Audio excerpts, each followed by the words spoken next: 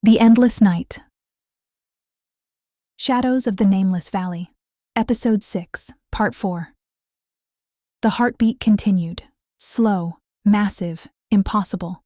Each pulse seemed to travel through the ground itself. The walls of the guest house vibrated. Windows rattled in their frames. The cups on the tables trembled. Nobody slept after that. Nobody even tried. The remaining villagers gathered in the main room, staring at one another with pale faces and exhausted eyes. Every person there understood the same terrible truth. Something beneath the valley was waking up, and whatever it was, it had been asleep for a very long time. The next few hours passed in silence. The heartbeat came and went. Sometimes 20 minutes would pass without a sound. Then suddenly, boom! The floor would shake. Dust would fall from the ceiling. The air itself seemed to vibrate. Then everything would become still again, like the breathing of some unimaginable creature buried beneath the earth. André sat near the fireplace, studying the map once more. The monastery, the buried church, the abandoned school, the black mirror, the cave system beneath the valley. Every clue seemed connected. Every path pointed toward the same destination. The crack, the wound beneath the earth, the place he had seen in his dreams, the place where reality itself was breaking apart. Maria approached quietly. "You already know where we have to go, don't you?" André looked up. For a moment he considered lying. Then he shook his head. "Yes." She nodded. Neither of them needed to say it aloud. The center of everything lay deep within the forest. Whatever was opening the doors, whatever was causing the disappearances, whatever had awakened beneath the valley, it was all connected to that place, and sooner or later they would have to face it. A scream erupted from outside. Everyone jumped. The sound came from the front of the building, and it wasn't human, at least not entirely. It sounded like dozens of voices screaming at once, children, adults, old people, all layered together into a single horrifying sound. The scream lasted only a few seconds. Then silence returned. André rushed toward the nearest window. Several villagers followed. Outside, the darkness remained unchanged. The fog drifted slowly across the road. Nothing moved. Nothing visible, anyway. Then he saw it. Words. Written directly onto the glass. From the outside. The letters appeared to have been scratched into the frost covering the window. Nobody had seen anyone approach. Nobody had seen anyone write them. Yet there they were. A single sentence. "Come to the heart of the valley." The room fell silent. André stared at the message. His pulse quickened. For weeks he had been searching for answers. Now something was inviting him directly to their source. Or perhaps luring him there. The distinction hardly mattered anymore. By what should have been morning, they had made their decision. Waiting was no longer an option. Every day people disappeared. Every day the darkness grew stronger. Every day the heartbeat became louder. If they stayed inside the guest house, eventually there would be no one left. So they prepared. 12 people remained. Only 12. From an entire village. The others were dead, or missing, or something worse. They gathered supplies, flashlights, rope, blankets, food, anything that might help them survive. No one spoke much. The atmosphere felt like soldiers preparing for a battle they knew they would lose. And perhaps they would, but fear alone could not save them.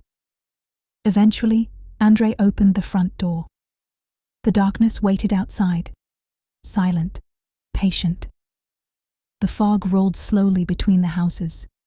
The village looked abandoned, dead. Not a single light remained, not a single sound. It felt as though they were the last human beings left alive. And together they stepped into the endless night. The forest swallowed them almost immediately.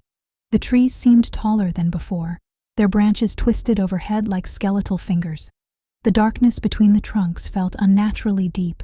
The flashlights barely illuminated a few feet ahead. Everything beyond that disappeared into blackness. Nobody liked it. Nobody trusted it. Yet they continued. The heartbeat guided them.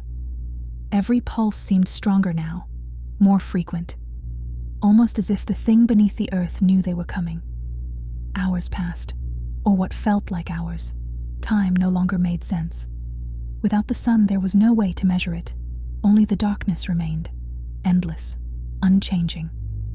Then one of the villagers stopped walking, a middle-aged man named Soren. His flashlight had fallen toward the ground. His eyes stared into the trees. "What is it?" Maria asked. Soren didn't answer. He simply pointed. Everyone turned. At first, Andre saw nothing. Then the fog shifted, and his blood turned cold. People stood between the trees, hundreds of them, silent figures watching from the darkness. Men, women, children, old people. None of them moved. None of them blinked. They simply stood there, watching the missing villagers, every person who had disappeared. Andre recognized several faces immediately. Petru, Elena, the young boy who vanished near the river. Others, many others, all standing among the trees, motionless, like statues. Then, slowly, every one of them smiled. The same smile, wide, empty, wrong. A collective gasp escaped the group. Maria covered her mouth. Someone began crying. The figures remained perfectly still, watching, smiling, waiting. Then the heartbeat echoed once more. Boom. Instantly the figures vanished, gone, as though they had never existed. Only darkness remained. Nobody wanted to continue after that, but they did, because turning back felt even worse. Hours later, the forest finally opened. The trees gave way to a massive clearing. And there it was, the circle of stones, exactly as Andre had seen in his dreams. Huge monoliths rose from the earth, ancient, weathered, covered in symbols older than any known language. The ground itself seemed wounded. At the center of the circle lay the crack, the fissure, the place where reality had split apart. A red glow emerged from its depths. The light pulsed in rhythm with the heartbeat. Boom, red light. Boom, red light. The entire clearing trembled. Andre stepped closer. The closer he came, the colder the air became. Soon every breath formed clouds before him. The heartbeat was deafening now. The crack stretched nearly 100 feet across. Its edges looked torn, as though the earth itself had been ripped open, and beneath it, something moved. A shadow, enormous, far below. The villagers backed away immediately. Several began praying. Others simply stared, unable to process what they were seeing. Andre forced himself closer. Then he looked down. The sight nearly stopped his heart. The crack did not lead underground. Not entirely. It opened into another place, another world, a sky filled with unfamiliar stars, black mountains, endless darkness, and moving across that distant landscape, something colossal, something alive. The heartbeat stopped, for the first time since it had begun. Silence filled the clearing. Absolute silence. Then a voice spoke, not from the crack, not from the forest, from everywhere, inside their minds, inside their bones, inside their souls. The third door opens. The stones around the circle began to shake. Symbols ignited across their surfaces. Red light spread through ancient carvings. The earth cracked. The fissure widened. And from below, two enormous eyes opened.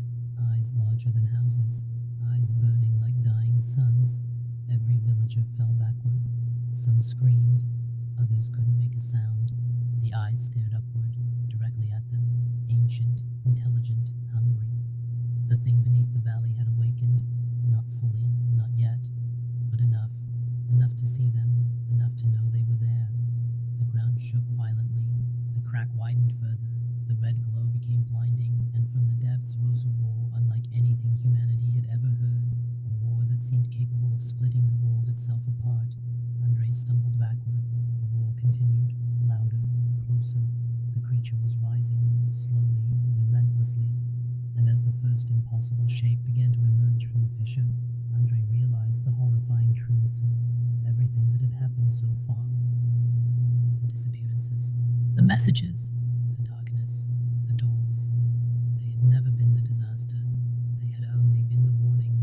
The real nightmare was just beginning. End of part 4. To be continued in part 5.